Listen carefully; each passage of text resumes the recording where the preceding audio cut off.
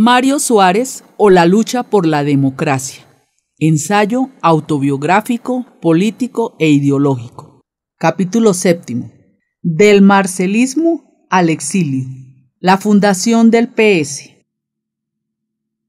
Cuando regresé a Lisboa, viniendo de São Tomé, encontré el país político muy diferente. Había una cierta esperanza difusa de ver a Portugal finalmente en libertad. Era lo que algunos llamaban la primavera marcelista. Pero yo, por las informaciones que recogí aquí y allí, no creí en la referida primavera. Conocía bien a Marcelo Caetano, quien había sido mi profesor. Sabía que era, sobre todo, un hombre convencido del régimen, menos pragmático y más ideólogo que Salazar. Los presos políticos continuaban en las cárceles. La censura, disfrazada de examen previo, continuaba ejerciendo implacable los cortes acostumbrados a los periódicos. Sin embargo, para ser justo, con tal vez menos severidad. La PIDE pasó a ser llamada Dirección General de Seguridad, pero, claro, ejercía su odioso trabajo represivo de siempre.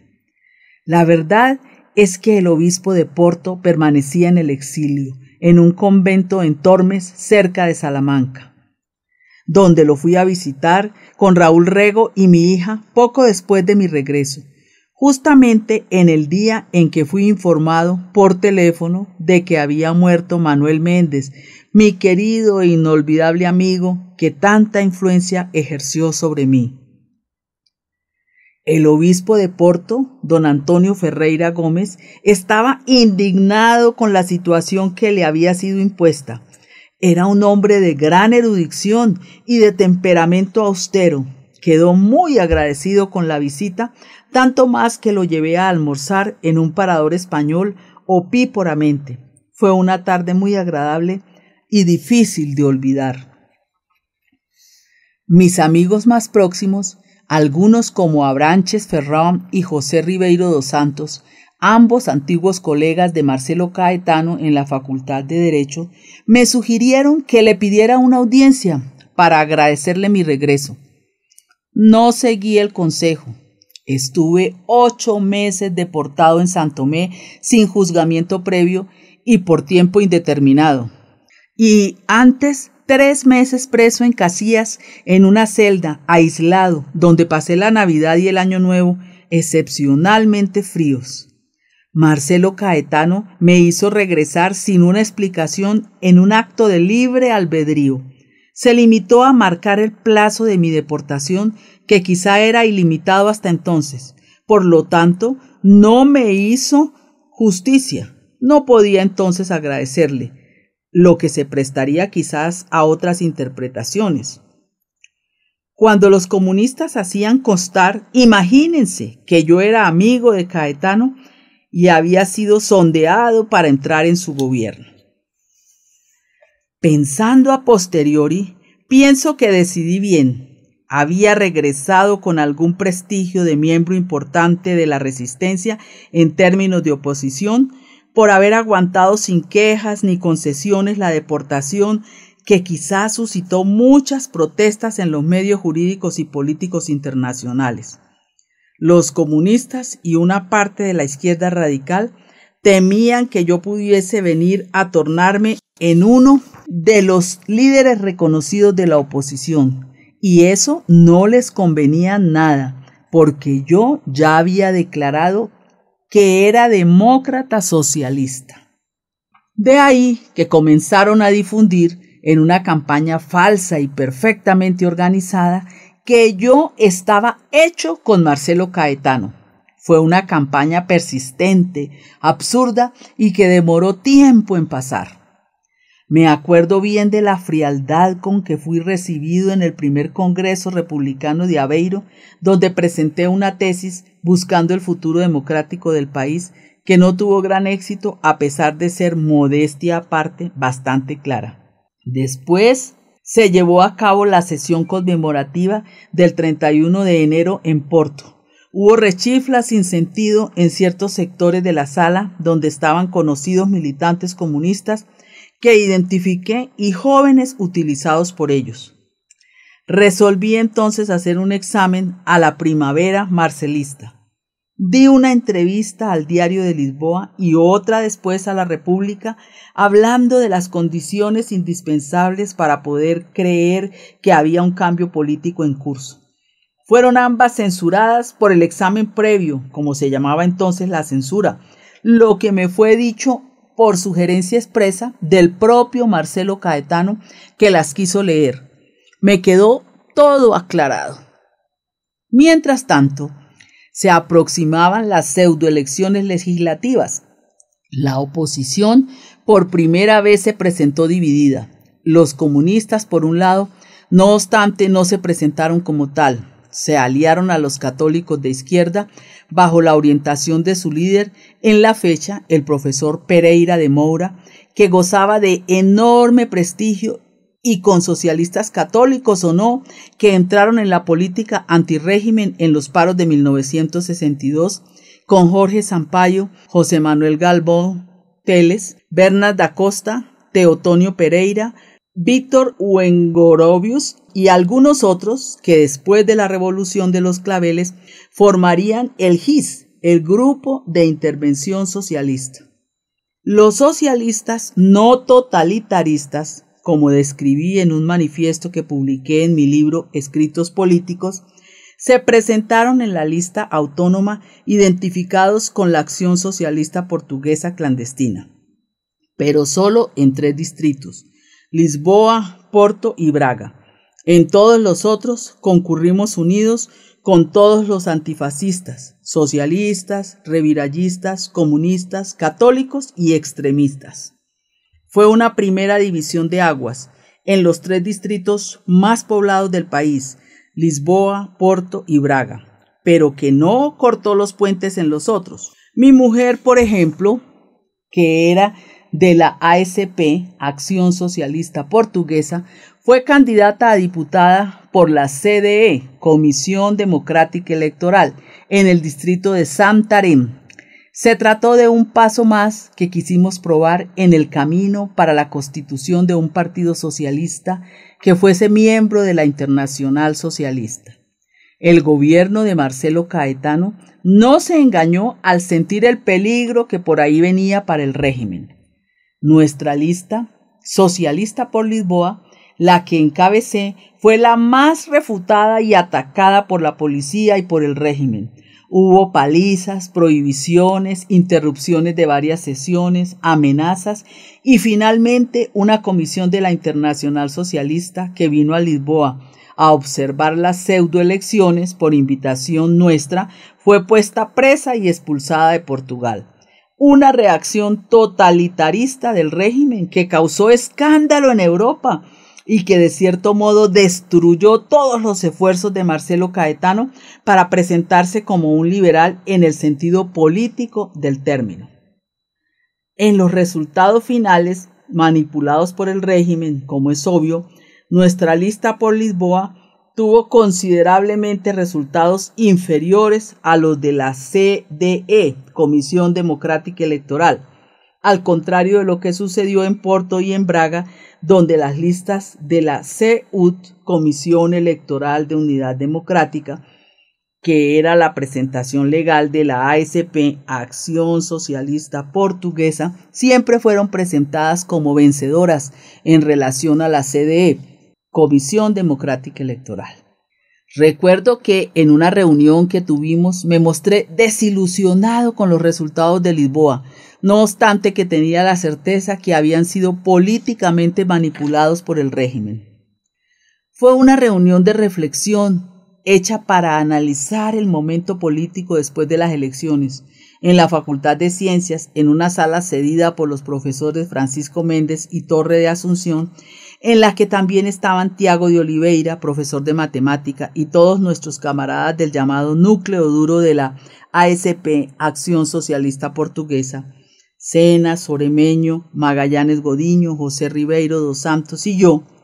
Cuando expresé mi desilusión, Tiago de Oliveira me interrumpió y dijo: Está engañado, doctor Mario Suárez. Lo que hicimos fue decisivo para nuestro futuro político. Como se verá, iniciamos un camino muy fructífero que nos va a llevar lejos. El tiempo lo dirá. Y realmente así fue. Me quedé reflexionando sobre lo que decía Tiago de Oliveira, apoyado por nuestro común amigo Cataño de Meneses. Pensé que tenían razón. El país comprendió que, además del Partido Comunista, que siempre tuvo grandes anticuerpos, había otra fuerza organizada, la Acción Socialista Portuguesa, ASP, que aún no se decía partido, pero que lo vendría a ser. Yo asumí por primera vez el liderazgo de esa fuerza que el régimen no podía combatir a las claras, como al Partido Comunista Portugués, porque representaba el socialismo democrático, una de las fuerzas constitutivas de la Comunidad Económica Europea. Resalto que en la división en que se cayó entre comunistas y socialistas antitotalitaristas, como escribimos en uno de los manifiestos referidos atrás, yo prácticamente no intervine. Me mantuve al margen. A propósito, fueron Sena, Soremeño, Cataño y José Magallanes Godiño quienes participaron en toda la negociación donde salió dada la intolerancia comunista y de algunos socialistas que se decían más a la izquierda la división de aguas que fue tan importante para el futuro. Mientras tanto, como había ganado meses antes algún dinero en una acción jurídica, resolví convencer a mi mujer de mi necesidad de cambiar de aires, conocer mundo y hacer un viaje por las Américas, a la espera de mejores días. Comencé por el Brasil, donde en Río de Janeiro pasé los días de carnaval, un espectáculo inolvidable, con todo el pueblo en la calle, del que me acordaré toda la vida. Fue mi primer viaje al Brasil y a otros países como Venezuela, México y los Estados Unidos. Pero no fue un viaje turístico. Visité viejos amigos republicanos exiliados como el coronel Sarmiento Pimentel y su hermano, exmilitares ilustres exiliados en Brasil desde el 7 de febrero de 1927. Visité al comandante Jaime Moraes, amigo de Jaime Cortesán del grupo Os Budas en la Guerra Civil Española. Visité a Pablo de Castro y otros de emigración más reciente como Pedroso Márquez, entonces también exiliado, Adolfo Casais Monteiro, Víctor Cuña Rego y Fernando Lemos. Todos adhirieron a la ASP, es decir, a la Acción Socialista Portuguesa. Pero no me relacioné solo con portugueses. También visité brasileros de los medios universitarios, culturales y políticos, como los grandes intelectuales Hélio Jaguaribe y Darcy Ribeiro en Río de Janeiro y en Sao Paulo, Fernando Enríquez Cardoso, José Serra Covas y otros académicos y activistas contra la dictadura militar. Quizás organizaron una reunión en la Universidad de Sao Paulo con el pretexto de oírme sobre la cuestión colonial y la situación política interna portuguesa en esa época del post-salazarismo. Les hice una larga exposición sobre los dos temas con sinceridad plena, sin tener ilusiones en cuanto a la primavera caetanista, pero con mi optimismo habitual. Me hicieron después las preguntas pertinentes a las que respondí sin ambigüedades ni recelo, especialmente en materia colonial, citando el ejemplo del Brasil. Fueron supremamente cordiales conmigo. El Brasil era en la época una dictadura militar dura y todos más o menos pertenecían a la resistencia. Pero, como me dijeron después del 25 de abril, cuando vinieron a Portugal, sentir la revolución de los claveles en esa fecha se consideraba delirante, o sea, excesivamente optimista. Pero no lo era. Quedamos amigos y camaradas desde ese día. Fui después a Venezuela, donde había un portugués antisalazarista con un libro escrito contra Salazar que conocí por vía de Daniel Moraes, mi amigo del tiempo del MUD juvenil, exiliado desde ese entonces en Caracas. Ese antisalazarista tenía grandes contactos en los medios políticos venezolanos. Me llevó al Parlamento en Caracas y me presentó a varios diputados de la Acción Democrática. Tuve entonces el privilegio de conocer al expresidente Rómulo Betancourt, un respetadísimo político venezolano admirado en toda América Latina. Fue un encuentro para mí memorable y que me sería supremamente ventajoso en el futuro. Venezuela, donde había habido y hay una gran colonia portuguesa, era en esa época una democracia con gran prestigio internacional y sobre todo en Iberoamérica. Las conversaciones que tuve allá constituyeron para mí, que era entonces solo un exiliado en su propio país, para usar la expresión utilizada por el premio Nobel Egas Moniz, una enorme enseñanza. Hice muchos e importantes contactos entre los miembros de los dos principales partidos, el socialdemócrata, Acción Democrática, y el social cristiano, COPEI, Comité de Organización Política Electoral Independiente, de Rafael Caldera, pero no solo con ellos, también con algunos miembros portugueses y españoles exiliados. De ahí me fui para México, un país de gran singularidad y cultura donde residían muchos exiliados españoles. Conocí a algunos y fui recibido por el presidente de la República Española en el exilio, Maldonado. México, honrado sea por eso, nunca reconoció el gobierno de Franco, al contrario de los Estados Unidos de América. Fue el único estado, si no me equivoco, que siempre fue fiel a la Primera República Española. En México conocí también varias personalidades políticas, como Porfirio Muñoz Ledo, y contacté con el Partido Revolucionario Institucional, PRI, una contradicción en sus propios términos, revolucionario e institucional. Como se ve, fue un viaje que me dio una visión del mundo mucho más amplia y que en el plano político y cultural me enriqueció con nuevos conocimientos y relaciones que fueron muy valiosas. La oposición portuguesa que vivía y trabajaba en Portugal estaba aislada de lo que pasaba en el mundo, en un auténtico gueto. No conocía y no era conocida en el exterior. Fue una maniobra que la dictadura usó para amordazar de mejor manera y sin consecuencias la oposición. El largo viaje que realicé en este año de 1970 me abrió enormes puertas y me ayudó decisivamente a salir del gueto.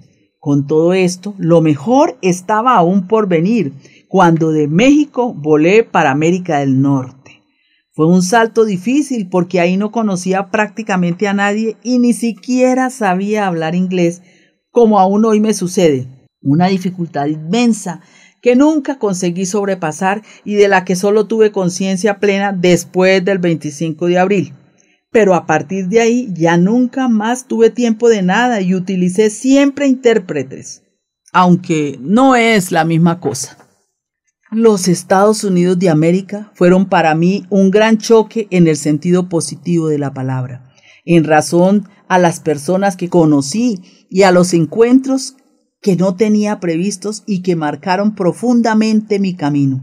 Cuando llegué a Nueva York encontré un amigo cónsul portugués en Providence, Abilio Aguas, pensionado, que era un antisalazarista convencido, unido a un grupo de trabajadores portugueses, Eduardo Covas, Virgilio Varela y Antonio Díaz, exiliados por razones económicas, pero convencidos de la lucha contra la dictadura, que habían ayudado mucho a Enrique Galvón cuando pasó por Nueva York y fue a las Naciones Unidas para denunciar la guerra colonial, especialmente en Angola.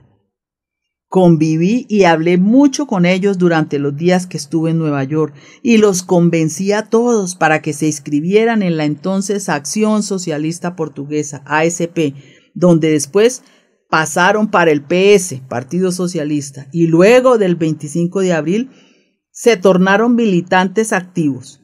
Ya todos murieron, infelizmente.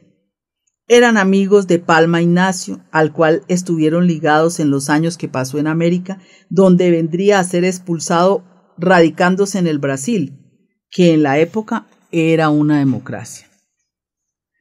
Pero la relación más importante que hice en América fue con los republicanos españoles exiliados desde la Guerra Civil en torno de una mujer admirable, Victoria Kent, que editaba y dirigía una revista mensual en español llamada Ibérica, en la que después publiqué regularmente artículos sobre Portugal hasta el 25 de abril bajo el seudónimo de Carlos Fontes.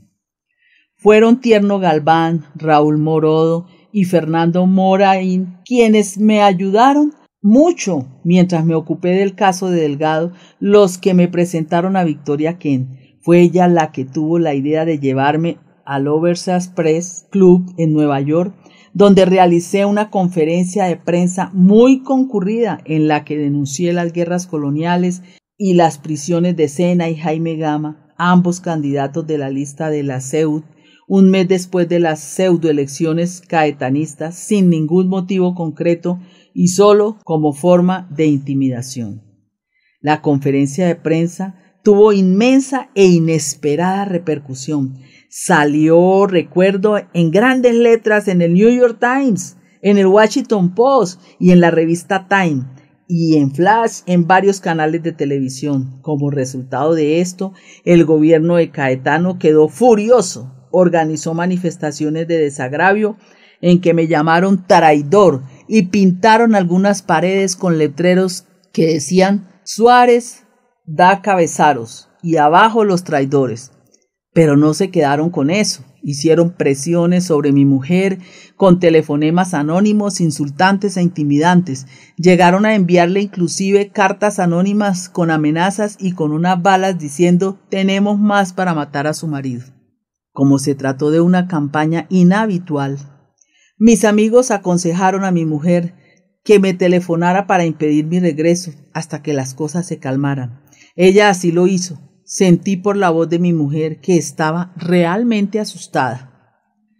Resolví entonces, en vez de regresar a Portugal, ir a París, por estar mucho más cerca y para poder ver de mejor manera cómo evolucionaban las cosas. Tenía un libro en curso que acabé en Italia, en Piedelico, y que mi amigo Alain Ullman publicó en francés en su editora, Calmani Levy. Lo había comenzado el día en que Salazar se cayó de la silla y yo estaba deportado en Saint-Thomé. Desde esa fecha lo había interrumpido varias veces. París me parecía que sería el sitio ideal para acabarlo, pero no lo fue, dadas las invitaciones. Me instalé entonces en un modesto hotel de estudiantes en el Quartier Latin, Rue de la École de Medicina, donde había habitualmente portugueses y brasileños preparando tesis o con actividades universitarias. Fue ahí donde conocí y me volví amigo de intelectuales brasileños como Celso Cunha y Darcy Ribeiro. Era un hotel donde estuvo mucho tiempo Barradas de Carvalho y después Ramos da Costa, y donde se instalaba siempre que venía a París Urbano Tavares Rodríguez, como también la historiadora brasilera Anita Novisky, y por donde pasaron muchos otros portugueses y brasileros. Era también un punto de conversación y de encuentro donde muchos portugueses que residían en París, como Coimbra, Martins, Jorge Reis y José Terra, por ejemplo, se encontraban. Parecía más una tertulia que un hotel. Fue ahí que me instalé provisionalmente a la espera de mejores días. No me consideraba aún exiliado. Quizás a un mes y un poco después de mi regreso de Nueva York, ya tenía una invitación del Consejo de Europa, organización que apenas conocía, y me invitaron a dar mi testimonio sobre los derechos humanos en Portugal. Fue el presidente de la comisión, un simpático austriaco, cuyo nombre no recuerdo, quien me invitó por sugerencia de Bruno Krinsky, canciller socialista de Austria.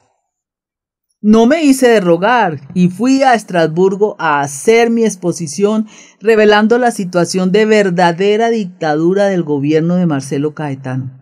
La sesión tuvo repercusión en Lisboa y el régimen volvió a atacarme, una vez más llamándome públicamente traidor y mandando a escribir en las paredes Suárez, traidor a la patria. Mientras tanto, el libro avanzaba poco. Mi amigo Alain Ullman me exigía así todas las semanas que lo terminara, hasta que un día me fue a buscar al hotel, me sacó de él y rápidamente me llevó para el convento de Chantilly, ubicado en medio de un parque lindísimo y que había sido comprado por editores franceses para instalar allá a escritores, pintores, músicos e investigadores. Me dejó en el convento, solo con el número de teléfono de él y con la sola obligación de escribir. Era un lugar supremamente interesante, un convento del siglo XV restaurado sobriamente con celdas individuales austeras, donde dormíamos y podíamos escribir. Yo tenía entonces una máquina Hermes Baby, o en la biblioteca preciosa, o en el medio del jardín, en un cuadro paradisiaco. Pero también había ya otras personas, una veintena de ambos sexos, culturalmente interesantísima. La convivencia era facilísima, almorzábamos y comíamos a la misma hora y la conversación de aquella verdadera tertulia transcurría normalmente. Yo era un ave rara, portugués, perseguido, expulsado de Portugal, escribiendo un libro contra la dictadura, aunque con 40 y poco años y además de buen ánimo. En resumen, el libro poco avanzó. Estuve allá no más de 15 días. Resolví entonces telefonar a Alain para que me viniese a buscar y acepté la invitación de mi amigo Mario Ruivo, que era funcionario superior de la FAO en Italia y tenía una pequeña casa alquilada junto al lago de Piediluco, a 100 y tal kilómetros al norte de Roma, donde me instalé y no conocía a nadie. No tenía radio, ni televisión, ni leía periódicos. En 3 meses de casi total aislamiento acabé el libro. Faltaba apenas volver a leerlo y traducirlo. A finales de julio, mis 2 hijos y mi sobrino Eduardo vinieron a Italia para verme y pasaron unos días conmigo. Supieron en Roma que el abuelo había acabado de fallecer. Por eso fueron ellos los que al llegar me dieron la tristísima noticia. Fue para mí un choque tremendo. Adoraba a mi padre y a mi madre, que falleciera en 1955, 15 años antes, a pesar de ser más joven que mi padre. Desde siempre viví con él en la misma casa. Mi padre y mi hijo Joao en el apartamento del lado izquierdo y mi mujer, mi hija y yo en el apartamento del lado derecho. Quedé con la sensación de que perdía mis raíces y que de ahí en adelante era yo solo el responsable por mi familia cercana, mi mujer y mis 2 hijos saliendo de la adolescencia que adoraban a su abuelo. Una sensación muy triste, desagradable, de total aislamiento. Serían las 10 o las 11 horas de la mañana cuando mis hijos llegaron a Piediluco y me dieron la triste noticia. Sin duda, resolví regresar a Lisboa inmediatamente para ver a mi padre por última vez. Tomamos el avión en Roma, mis hijos y yo, directo para Lisboa. Mi sobrino quedó con el carro y con el manuscrito de mi libro. No avisé a nadie del gobierno ni de la policía. Temía, con buenas razones, que pudiese ser puesto preso a la entrada. Me limité a avisar a mi amigo americano Dennis Redmond, que era el responsable en Roma por la Exchange Telegraph, y le pedí que avisara a otras agencias noticiosas como la France Press, en esa época era Gabriel Lacombe, la Reuters y algunos periódicos internacionales como el Le Monde y el New York Times. Él así lo hizo meticulosamente. Los lectores pueden tal vez imaginar la tristeza y el estado de espíritu en que me encontraba en aquellas tristes e inciertas 3 horas de viaje nocturno que hice de Roma a Lisboa, solo con el cariño excepcional de mis hijos, que también estaban muy tristes con la pérdida del abuelo y muy preocupados con lo que me pudiera acontecer. Al llegar, había periodistas extranjeros esperándome y un funcionario del aeropuerto que me informó que no sería puesto preso, pero que no podía hacer declaraciones a los periodistas extranjeros. Claro, porque portugueses no había ninguno. No acepté la sugerencia. Les expliqué simplemente de dónde venía y por qué regresaba, y nos dirigimos inmediatamente a la iglesia de San Joao de Brito, donde estaba mi padre en cámara ardiente, y muchos de sus amigos, y también algunos míos. El funeral religioso fue a la mañana siguiente y el cortejo se dirigió para Leiría, donde quedó en el pequeño cementerio local al lado de su madre por su expresa voluntad. Había realmente mucha gente y mucha policía, pero no hubo incidentes graves. Era, si no me equivoco, un sábado, último día de julio de 1970. Como hacía mucho calor, decidí ir a dormir a Nafarros y aprovechar el domingo para reflexionar. Aparecieron allá algunos de mis amigos más cercanos, pero en la noche del domingo resolví venir a dormir a Lisboa. En la mañana del lunes 2 de agosto de 1970 estaba acabando de arreglarme cuando sonó el teléfono. Era el inspector Álvaro Pereira de Carvalho, de la PIDE, de la Policía Internacional de Defensa del Estado. Atendí el teléfono. Me dijo que estaba comisionado por el gobierno para transmitirme algo, que no quería hablar por el teléfono. Por eso sugería que nos encontráramos en el Café Paulistana, que había muy cerca de Saldaña, frente al entonces Teatro Monumental, que quedaba a medio camino entre mi casa y la sede de la PIDE, de la Policía Internacional de Defensa del Estado. Quedé sorprendido, pero no duró ni un minuto en ocurrírseme la respuesta. ¿En el Café Paulistana? Si el señor viene a mi casa y toca en la puerta, yo tengo que abrirle por ser una autoridad policial. Si me convoca para ir a la sede de la PIDE, de la Policía Internacional de Defensa del Estado, yo voy por la misma razón. Ahora, encontrarme en el Café Paulistana con usted a tomar café, como si fuéramos amigos, eso nunca acontecerá. Quedó furioso, pero se controló y concluyó secamente. Queda convocado para venir a la sede de la PIDE. Al mediodía. Así fue. Avisé a algunos amigos para que pasaran por mi oficina antes del almuerzo en caso de que quedara preso, que era lo que suponía que iba a acontecer. Llegué a la sede de la PIDE, de la Policía Internacional de Defensa del Estado, en punto del mediodía. Era un día lindo, luminoso y caliente, con una visibilidad deslumbrante hacia el río. Me recibió en su oficina. Estaba solo, sentado frente a su escritorio. Yo quedé de pie. Me dijo secamente: el señor no quiso hablar conmigo y hace mal. Tiene 4 horas para abandonar el territorio nacional. Si no lo hace, será puesto preso y esta vez irá para más lejos que Santomé. Se calló. Le pregunté: ¿pero estoy preso o no lo estoy? Por el momento no lo está, me respondió. Entonces agregué: si me permite me retiro. Salí de la calle Antonio María Cardoso, sede de la PIDE, y descendí lentamente el Chiado por la derecha en dirección a mi oficina en la calle del Oro. Ya pensaba en lo que sería mi vida de ahora en adelante y si alguna vez más descendería el Chiado como tanto me gustaba. Me inclinaba por volver a París.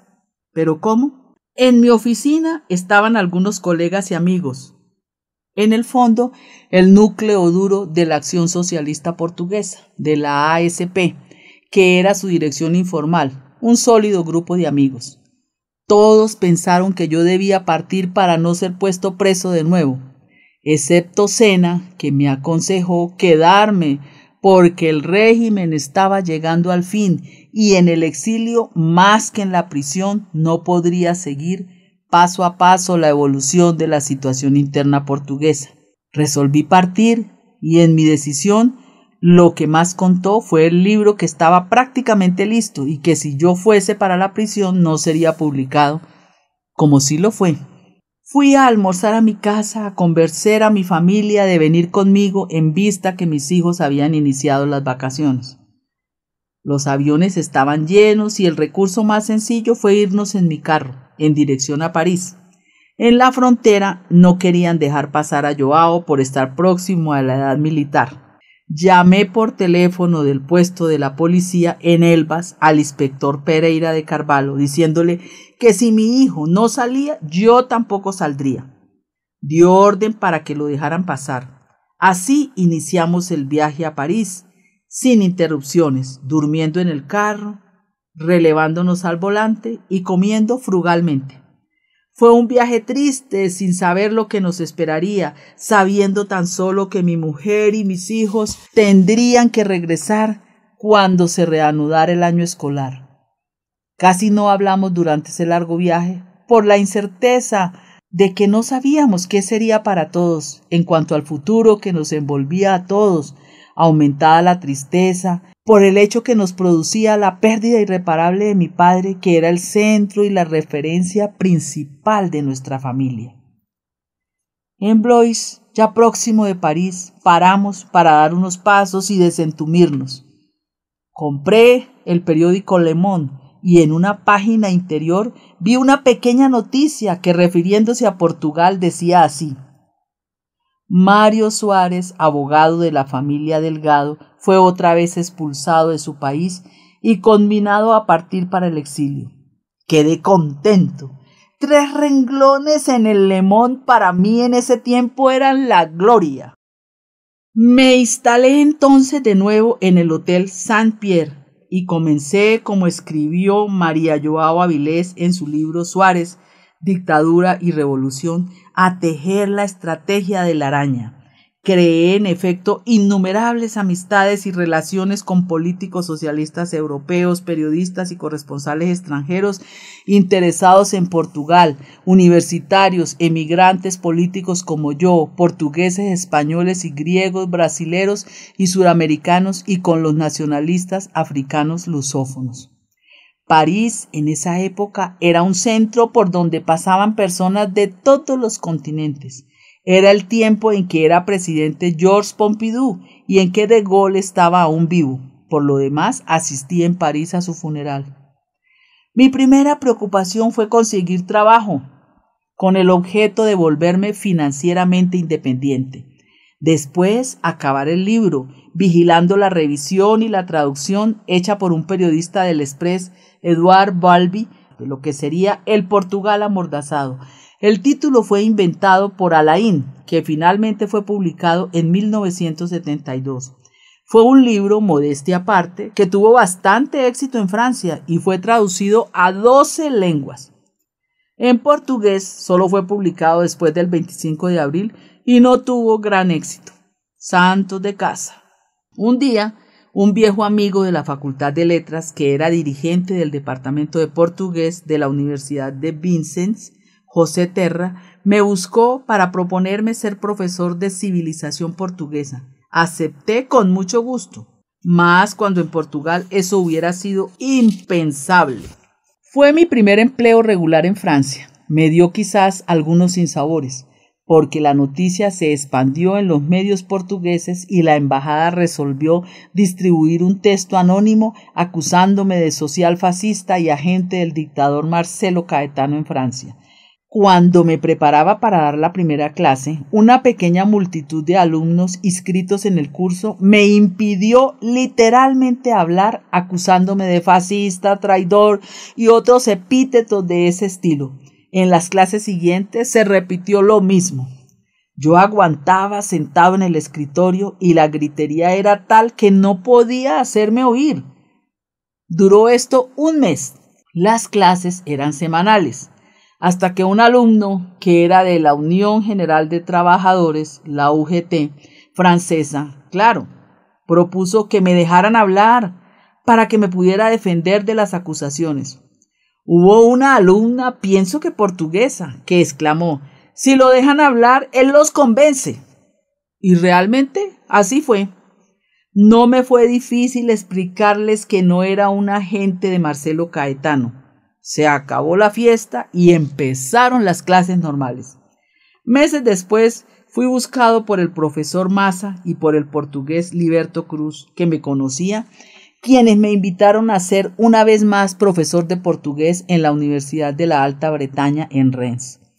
Solo necesitaba estar allá día y medio por semana, a veces 2, Me iba el domingo al final de la tarde y regresaba el martes por la tarde. Acepté e hice bien porque fue una experiencia enriquecedora y dejé allá muchas amistades que aún hoy conservo.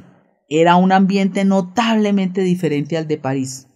Más tarde, en 1973, fui aún contactado para dar clases en la Sorbonne, París 4, por el profesor Paul Tisser, que era un gran conocedor de la cultura portuguesa y fue traductor para el francés de los mayas de esa de Queiroz. Dejé Vincennes y quedé en la Sorbonne, mucho más cerca de mi casa.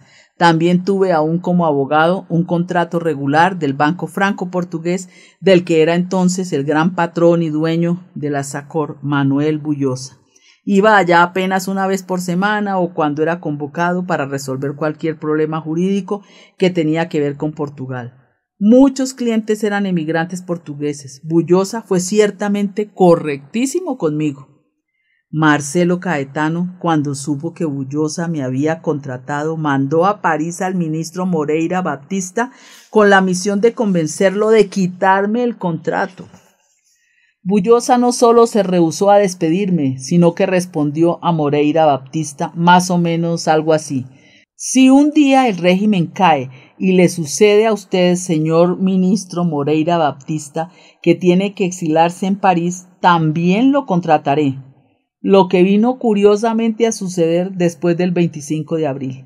Tuve aún otras dos fuentes de ingresos. Escribía mensualmente para la revista Ibérica, que se publicaba en español en Nueva York, de la que ya antes hablé y que era dirigida por la gran republicana miembro de la Resistencia, la española Victoria Kent, y para La Nueva Sociedad, una revista alemana también publicada en español. Willy Brandt entendió que América Latina era importante para los socialistas europeos en el contexto de la época, y no solo me invitó a colaborar con cierta regularidad en la revista, sino que me encargó de varios viajes a América Latina para contactar y llenar de valor a los opositores a las dictaduras militares latinoamericanas que quisieran colaborar con la Internacional Socialista, que en esa época era casi solo constituida por partidos europeos. Pensaba que un ibérico podría hacer mejor ese trabajo de persuasión que un alemán, y no se engañó. Instalado en el exilio, con total independencia financiera, mi primera preocupación consistía en acabar y publicar el libro Portugal amordazado. Gracias, insisto, a mi amigo Alain Ullman, que tanto coraje me dio y que lo publicó en la editora del tío Calman y Levy en abril de 1972. Pero además de ese trabajo difícil, porque fue todo escrito de memoria, sin papeles o apuntes de referencia, tuve en el exilio otra preocupación dominante: no volverme un segundo Delgado, que armó muchísimos conflictos en el Brasil y después en Argelia entre los diferentes grupos de antifascistas. Me pregunté en la época frecuentemente: ¿por qué razón Marcelo Caetano, en vez de capturarme o deportarme como hizo Salazar, me expulsó de Portugal? Llegué a la conclusión de que él pensaba que yo en el exilio me podría tornar en un centro de conflictos con los maoístas, los trotskistas, los comunistas y los simples antifascistas que vivían siempre discutiendo unos con los otros, principalmente los que habían huido a las guerras coloniales. No le cumplí su voluntad. Me relacioné con todos los grupos, aun con los más agresivos, y nunca respondí a las provocaciones que me hicieron. Como escribí entonces, solo tenía enemigos a la derecha, no a la izquierda, porque luchaban como yo contra la dictadura. Me relacioné con el viejo anarquista Adolfo Ayala, amigo y compañero de Humberto Delgado, y que lo acompañó hasta el fin, volviéndose enemigo visceral del grupo de Argel, que emitía La Voz de la Libertad y tenía excelentes relaciones con los grupos maoístas, con Palma Ignacio y su grupo de la Luar, mientras estuvo en el exilio en París, con los representantes del PCP, Partido Comunista Portugués, que pasaban o estaban en el exilio, y tuve 2 veces reuniones formales con una delegación del Partido Comunista Portugués, presidida por Álvaro Cuñal, la última de las cuales poco tiempo antes de la Revolución de los Claveles. En Francia me relacioné igualmente con los dirigentes socialistas, aún en el tiempo de Guy Molles, y después Alain Savary. Quizás asistí desde el primer día al célebre congreso de Epinay, donde vi y oí pronunciando un discurso a François Mitterrand cuando se posesionó en la sección francesa de la Internacional Operaria, que se transformó en PSF, Partido Socialista Francés, con el símbolo de la rosa en el puño. Ese congreso, donde estuve del principio al fin y asistí a todo, fue para mí una lección política de extraordinaria importancia. Vi por primera vez una máquina socialista trabajando con todo el juego de intereses e intrigas y una personalidad política que no era socialista, antiguo candidato derrotado a la presidencia de la República, tomando las riendas de un partido que no era el de él. Fue una proeza de inteligencia política excepcional. Conocí poco después a Mitterrand. Nos volvimos amigos y mantuve una enorme admiración por él. Durante ese periodo de exilio hice numerosos viajes como miembro de la Internacional Socialista y algunas con el ya primer secretario del Partido Socialista Francés, por ejemplo a Vancouver, en el avión del presidente Senghor a la América Latina y a África. Seguir la política francesa diariamente y encontrar líderes socialistas europeos de gran dimensión como Willy Brandt, Olof Palme, Pietro Nenni, Kreisky y después Crazy Wilson, Callaghan, Hugh de Nulli, Helmut Schmidt, Calabi Sorsa, Andreas Papandreou, Pierre Chors, etc., constituyó para mí un aprendizaje político de excepción. Y vivir en un centro cultural, artístico y científico de primera importancia como París, conocer personas de varias nacionalidades y procedencias en todos los medios y en las universidades, no fue menos valioso para mi formación. Dije una vez, y ahora repito, por muchos años que viva, nunca podré agradecer suficientemente a Marcelo Caetano haberme expulsado de Portugal. En verdad, cuando regresé, era otro hombre, más informado, experto, culto y maduro. Fue en 1972 que fui a Santiago de Chile a visitar a Salvador Allende, integrando una misión de observación de la Internacional Socialista. Encontré allá a mi amigo Raúl Morodo, que era entonces la segunda figura del Partido Socialista Popular de Tierno Garbán. Nos tomamos quizás una fotografía los dos con Salvador Allende. Llegamos a la conclusión de que el régimen estaba en agonía porque el extremismo del Partido Socialista de Altamirano, que conocí mucho después en París, bastante más moderado, contrastaba con una cierta prudencia del Partido Comunista y abiertamente con los partidos del centro y de la derecha, con los militares moderados, las clases medias y el propio pueblo. Ese viaje a Chile y el encuentro con Salvador Allende y los líderes de los diferentes partidos de la Unidad Popular constituyeron para mí una magnífica experiencia política que me ayudó muchísimos años después en la fase portuguesa del llamado PREC. Al regreso de Chile, alargué mis contactos con los exiliados españoles, griegos, marroquíes y nacionalistas africanos lusófonos. Al mismo tiempo fui tejiendo una red de contactos con exiliados portugueses, creando redes de la ASP, Acción Socialista Portuguesa, en Bélgica, Holanda, Suecia, Reino Unido, Italia, Brasil, Alemania, Suiza, etc. Era invitado por núcleos de las respectivas universidades donde ellos estudiaban y frecuentemente asistían. Ellos se ponían en contacto con emigrantes portugueses conocidos que trabajaban en el extranjero y a veces participaban en las políticas municipales y por eso tenían simpatía por la ASP, Acción Socialista Portuguesa, y por lo que ella podría representar en el futuro. La ASP, Acción Socialista Portuguesa, no era aún un partido, era un movimiento o un embrión de lo que podría ser un partido socialista.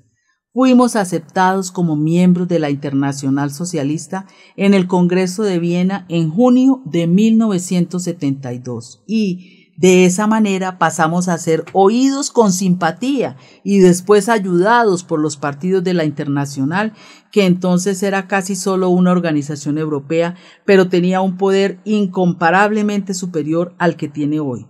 Los que al principio nos ayudaron más fueron el Partido Socialista Demócrata Alemán y su fundación Friedrich L. Ebert, y el Partido Socialista Italiano, PSI, liderado por el gran Pietro Nenni y después por el napolitano De Martino. Manuel Tito de Moraes, que había salido de Argel y se había instalado en Italia, en Roma, era el responsable por nuestro periódico clandestino, Portugal Socialista, y tenía un sueldo mensual del Partido Socialista Italiano. En Suecia fuimos ayudados por Tag Erlander y Olaf Palm. Fue entonces que Ramos da Costa, Tito de Moraes y yo comenzamos a pensar seriamente en transformar la ASP, Acción Socialista Portuguesa, en Partido Socialista Portugués. La situación político-colonial se deterioraba todos los días en Portugal. La primavera política lanzada por Marcelo Caetano se había desprestigiado totalmente a los ojos de los portugueses.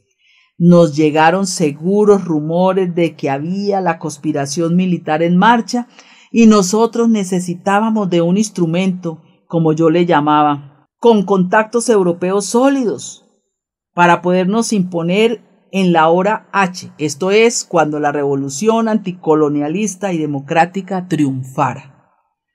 Los núcleos socialistas que laboriosamente habíamos organizado en los países atrás citados estaban de acuerdo sin ninguna excepción, pero en el interior, esto es, en Portugal, había dudas, sobre todo en Lisboa.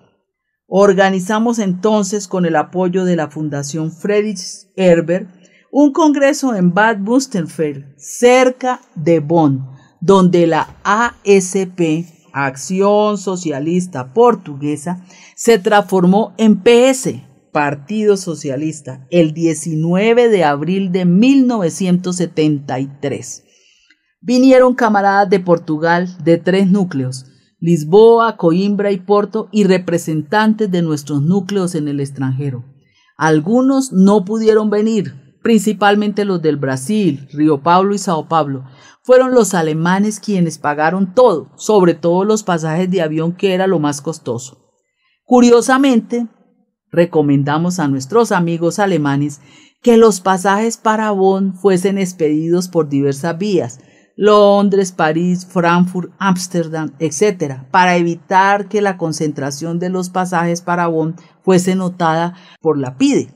Así lo hicieron, pero concentraron todos los pasajes en una empresa turística portuguesa con relaciones en Alemania.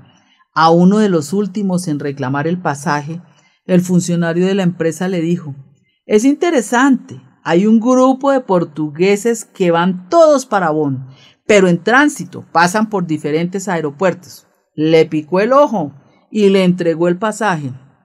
Pero la policía no supo de nada. Eran así los tiempos. El Congreso no fue fácil.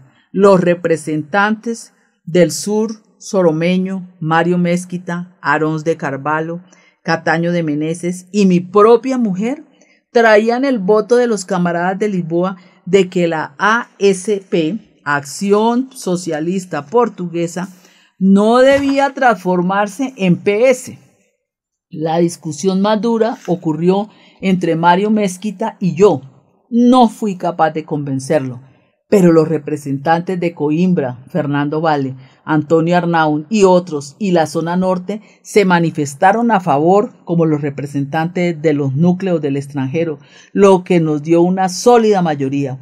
Fue entonces que fui electo secretario general del Partido Socialista, función que de un modo más informal ya ejercía. Fue entonces que fui electo secretario general del Partido Socialista, función que de un modo más informal ya ejercía en la Acción Socialista Portuguesa. Pero de ahí nació una responsabilidad y una influencia que los amigos de la Internacional Socialista señalaron. Fue por esa época que los comunistas portugueses me invitaron a visitar la Unión Soviética en el marco de una tentativa para relanzar las relaciones entre los partidos socialistas de la Internacional Socialista y la Unión de Repúblicas Socialistas Soviéticas. Era el comienzo de la llamada Detente, en el final de los años Brezhnev, y en que hubo una tentativa para suavizar la Guerra Fría. Fui y estuve allá prácticamente un mes, visitando Moscú, Leningrado, Stalingrado, en Georgia, y Samarcanda. Fui bien tratado. pero no hablé con ninguno políticamente importante. Y por todo lo que vi, no quedé nada entusiasmado. Antes, por el contrario, todo el sistema se soportaba sobre la mentira, el miedo y la opresión, la que Khrushchev había llamado años antes, con eufemismo, culto a la personalidad. Viajé con 3 escritores portugueses que con sorpresa encontré en el avión de París a Moscú y que iban por invitación de la Sociedad de Escritores Rusos, de los comunistas Óscar López y Alexandre Babú, y un antifascista sin partido, Augusto Abelaira. Conseguí en el recorrido por la Unión de Repúblicas Socialistas Soviéticas ir con ellos y con mi ángel de la guarda, la intérprete de portugués a ruso, una profesora universitaria que no era propiamente una bolchevique, como pude constatar al fin de algunos días. Como estuve unos años antes de visita en Cuba, en 1964, y 2 veces en Praga, Checoslovaquia, como ya conté en el capítulo anterior, y también en Yugoslavia, que era igualmente una dictadura, pero no bolchevique, quedé absolutamente convencido de que el universo comunista no tenía nada que ver conmigo y que era un modelo engañador que definitivamente no quería para Portugal. Confirmé con mis propios ojos lo que desde 1949 había venido comprendiendo y criticando en la actuación del Partido Comunista Portugués: el fanatismo, el dogmatismo, la falsedad del sistema y su profunda brutalidad y la falta de respeto por los valores humanos y por las personas. Quizás lo que André Gide, en la lectura de su Retorno de Rusia, Arthur Koestler en El Cero y el Infinito y Orwell en 1984 en Tierra y Libertad me habían enseñado. En los años finales de mi exilio en Francia tuve 2 encuentros formales con el Partido Comunista Portugués, uno en una de las salas del Partido Comunista Francés y otro en una asociación del Partido Socialista Francés, Leo Larange. Ambos encuentros fueron dirigidos por Álvaro Cuñal y por mí, yo como secretario general del Partido Socialista. Estábamos ambos convencidos de que el régimen estaba en el fin, pero lejos de pensar que caería de podrido como un fruto maduro sin resistencia, como aconteció. También hice un viaje con Jorge Campinos, profesor en la Universidad de Poitiers, quien fue después conmigo a Londres a organizar una manifestación contra la visita oficial de Caetano. Fue aquella donde la embajada portuguesa, cuyo jefe era el diplomático Caldeira Coelho, difundió la noticia completamente falsa de que yo había pisado la bandera nacional, una calumnia sin ningún sentido, tratándose de un republicano de cepa como yo, pero fue para desviar las atenciones del total fracaso en que se convirtió la visita de Caetano. Aún en Londres, los padres blancos, entonces expulsados de Mozambique, me pusieron en contacto con el padre Hastings y ambos realizamos una rueda de prensa para denunciar los bombardeos de napalm en Wirjamu contra poblaciones africanas inocentes e indefensas. Así combatí en los años decisivos que pasé en París en 2 frentes, contra el gobierno de Caetano y contra las guerras coloniales que estaban destruyendo sin sentido ni esperanza el prestigio y el nombre del pueblo portugués. En Francia, además de las amistades que creé, preparé un doctorado en Historia de la Primera República bajo la dirección del profesor Magallanes Godiño y del profesor francés Albert Silver. Siempre que podía, iba a buscar en los archivos del Quai d'Orsay, riquísimo y excelente, muy bien organizado, y en los del Quai des Orfebres, policiales, archivos policiales, donde encontré referencias a todos los portugueses exilados desde los carbonarios republicanos y anarquistas de 1908 a 1910, a los monárquicos y conservadores a partir de 1910 hasta 1926.